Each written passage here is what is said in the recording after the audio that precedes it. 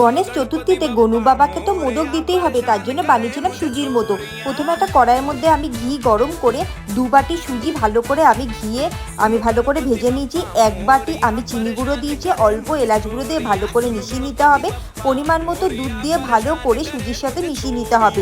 তারপর দুধে গোলা কেশরটা দিয়ে ভালো করে আবারও মিশিয়ে নিতে হবে। যখন মিশ্রণটা প্যান থেকে উঠে আসবে 1 চামচ ঘি দিয়ে ভালো করে মিশিয়ে একটা প্লেটে নামিয়ে ঠান্ডা করে নিতে হবে। পুর করার জন্য আমি এখানে ড্রাই ফ্রুটস আর কিশমিশটাকে ভালো করে ভেজে নিয়েছি শুকনো খোলায়। ভেজে ওর মধ্যে 1 চামচ কনডেন্স মিল্ক দিয়ে ভালো করে মিশিয়ে নিয়ে তারপর আমি এখানে মোদকের মোল্ড নিয়ে নিয়েছি। ঘি মাখিয়ে সুজির মিশ্রণটা দিয়ে দিয়েছি, মাঝখানে আমি ওই পুরটা দিয়ে দিয়েছি ড্রাই ফ্রুটসে দিয়ে ভালো করে এইভাবে মোদকগুলোকে বানিয়ে নিয়েছি। দেখো সমস্ত মোদকগুলো আমি এইভাবে বানিয়ে ফেলেছি।